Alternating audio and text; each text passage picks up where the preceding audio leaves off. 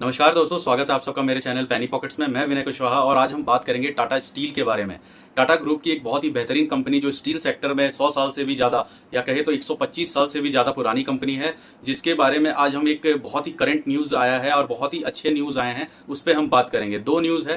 पहला तो हम क्वार्टर रिजल्ट इसका आया है जो कि 50% प्रॉफिट में जो जंप हुआ है उसको लेकर के, जहाँ पे कंपनी ने सेम एक पहले क्वार्टर में पिछले साल 630 करोड़ का प्रॉफिट किया था, वहां पे कंपनी ने इस बार 960 करोड़ का प्रॉफिट किया है। तो 50% की जो वृद्धि है इसके शुद्ध प्रॉफिट में, वो कंपनी के लिए बहुत ही अच्छी बात है। और जो कंपनी का रेवेन्यू है वो पिछले साल 59,000 कुछ 60 करोड़ के आसपास था, लेकिन इस बार वो थोड़ा सा डिक्लाइन होते हुए 8% की डिक्लाइन होकर के 56,000 करोड़ है क्वार्टर का।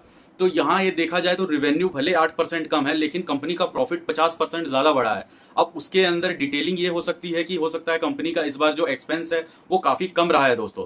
तो और पिछले साल हो सकता था कि कंपनी अपने किसी एक्सपेंशन या किसी फंड्स को एलोकेट करने के चक्कर में, या उसके जो ओवरसीज में जितनी अदर कंपनियां या सब्सिडरीज हैं उसको कोई मेंटेनेंस के चक्कर में होता है कि एक्सपेंसेस ज्यादा हो जाते हैं। इस बार जो क्वार्टर रिजल्ट में ये प्रॉफिट देखने को मिला है, ये कंपनी के लिए भी बहुत बड़ा अचीवमेंट है, क्योंकि ये अभी तक का सबसे हाईएस्ट प्रॉफिट है दोस्तों। जैसा कि आज 1 अगस्त है और आप देख सकते हैं कि टाटा स्टील के शेयरों पे जब से ये सुबह 10 बजे न्यूज आया वहां 2.5% की तेजी दिखी, लेकिन अब 12 बजे के बाद थोड़ा निफ्टी में जैसे ही पॉइंट्स की गिरावट आई और बाकी कई शेयरों में थोड़ा डाउनफॉल देखने को मिला, वैसे ही टाटा स्टील में भी 2% नीचे की गिरावट के साथ 161 पे ट्रेड करते हुए हम इसे देख रहे हैं। हालांकि ये एक दिन की मूवमेंट है, इसमें कोई दिक्कत नहीं। जब कंपनी के लिए एक अच्छी खबर आती है तो आगे की जो उसकी रोड मैप होता है वो ज्यादा क्लियर हो जाता है दोस्तों। हाल ही में जिन शेयर होल्डर्स के पास टाटा स्टील के शेयर्स होल्ड होंगे वो उन्हें जुलाई में इसका डिविडेंड भी जरूर मिला होगा।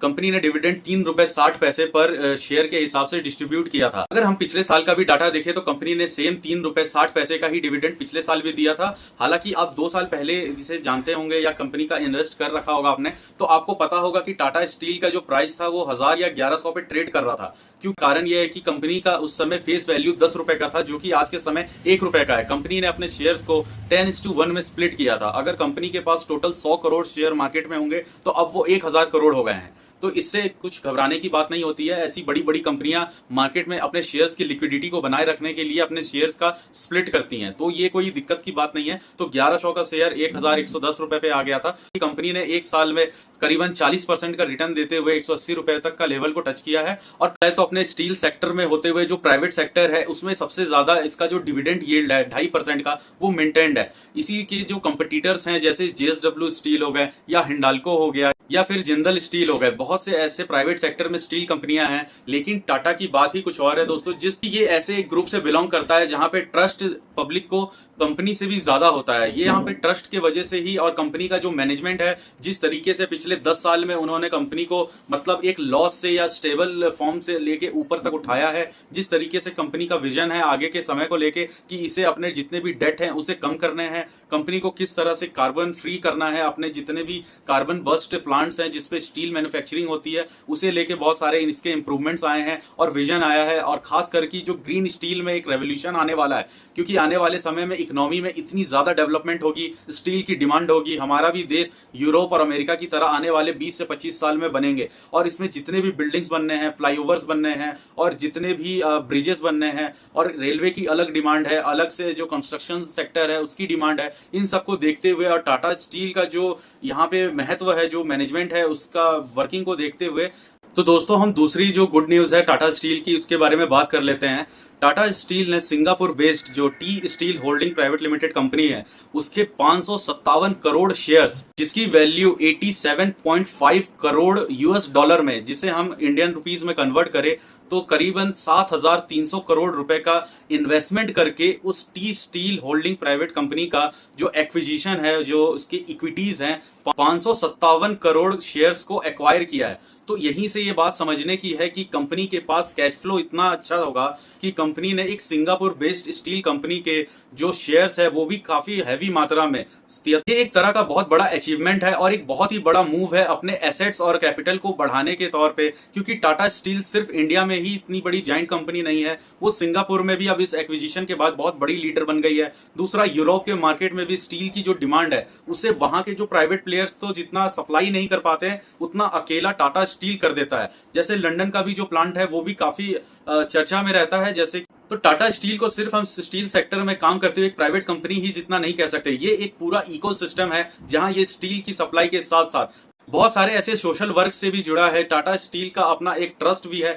जिसमें ये हॉस्पिटल भी चलाते हैं। और अब तो जैसे इन्होंने एक्विजिशन किया है, इससे लगता है कि ये स्टील कंपनी अब तो जैसे एक होते हैं ना एनबीएफसी कंपनी की तरह इन्वेस्टमेंट में भी लग गई है जैसे। और पिछले ही साल हमें ये न्यूज देखने को मिला था कि टाटा स्टील की जो छोटे छोटे अलग पेरेंट कंपनियां हैं जैसे Tata Metaliks, Tata steel long products, Nilanchal, Bhushan steel और भी ऐसे कई, और तीन प्लेट, ऐसी कई कंपनियां हैं जिसका एक्विजिशन सब कंपनियों का एक सारा स्टेक मिला करके टाटा स्टील में मर्ज करने की बात चल रही थी। उसके ऊपर भी बहुत ही अच्छा से काम प्रोसेस चल रहा है जिसमें हम आने वाले सितंबर में इस पे से कोई कंपनी की तरफ से एक बढ़िया न्यूज आते देख सकते हैं। इससे कंपनी को फायदा ये होगा कि जो अदर 6 कंपनियां हैं उनका जो भी मार्केट कैप है छोटे छोटे स्तर पे, वो सारे मार्केट कैप टाटा स्टील के जो मार्केट कैप है 2 लाख करोड़ का, उसमें मर्ज हो जाएगा। उसमें जितनी भी इक्विटीज उन शेयर्स के हैं वो सारे डाइल्यूट होते हुए और कन्वर्ट होते हैं एक दूसरे में, टाटा स्टील के शेयर में भी मर्ज हो जाएंगे। इससे टाटा स्टील जितनी बड़ी कंपनी आज है उसमें उसके 25 से 30% की और ग्रोथ की संभावना है। तो जब ये कंपनी का शेयर्स बढ़ेगा, इसके अंदर इसका मार्केट कैप बढ़ेगा, तो इसकी जो शेयर की वैल्यू है वो भी आने वाले टाइम में बढ़ेगी। और इन 2 अच्छे खबरों को देखते हुए अभी करंट में जो एक और न्यूज आ रही है, जैसे ब्रोकरेजेस होते हैं, जेपी मॉर्गन है और भी एचएसबीसी है और भी जितने ब्रोकरेजेस है, इन्होंने करंट लेवल पे शॉर्ट टर्म में 190 से 195 का शॉर्ट टर्म टारगेट देते हुए नजर आ रहे हैं। और इन्हीं ब्रोकरेजेस ने आज से 2 महीने पहले टाटा स्टील को लॉन्ग टर्म के में, यानी कि आप 1 साल से और ज्यादा की अवधि में इसे रखते हैं तो 200 सवा 200 रुपए का ये लक्ष्य देते थे। तो आज जब इसके इतने अच्छे 2 न्यूज आने के बाद इन्होंने अभी ही 190-95 का शॉर्ट टर्म टारगेट दे दिया है, तो ऑब्वियस है कि कुछ ही दिनों में ये इसके जो लॉन्ग टर्म का टारगेट है उसे बढ़ाते हुए नजर आएंगे और इसे रिव्यू भी जरूर करेंगे।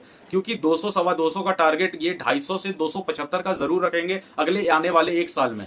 तो इसमें मैं टाटा स्टील के साथ साथ अगर मैं अपना पर्सनल बताऊं तो मैं 2 ही कंपनियों में स्टील में इन्वेस्टेड हूं। जैसे एक तो टाटा स्टील, जैसे वो, साथ ही में मैं इसी सेक्टर के जो गवर्नमेंट पीएसयू कंपनी है SAIL, steel authority of India, उसमें भी इन्वेस्टमेंट करता हूं क्योंकि वो भी मुझे बहुत ही अच्छा लगता है दोस्तों। उसका भी डिविडेंड यील्ड 3 से 3.5% का है और उसकी जो प्राइस एप्रिसिएशन है पिछले 1 साल में आप कंपेयर करेंगे तो पैसा 80 रुपए से 160 रुपए तक आके डबल हुआ था और इसने भी 175 का हाई टच किया है। सेल 150 रुपए के आसपास है, तो आप उसे ऑब्जर्व कर सकते हैं, अपने वॉच लिस्ट में ऐड कर सकते हैं। और कंपनी के बारे में और इन्फॉर्मेशन चाहिए तो प्लीज इस चैनल को आप सब्सक्राइब करें, लाइक करें दोस्तों। नमस्कार।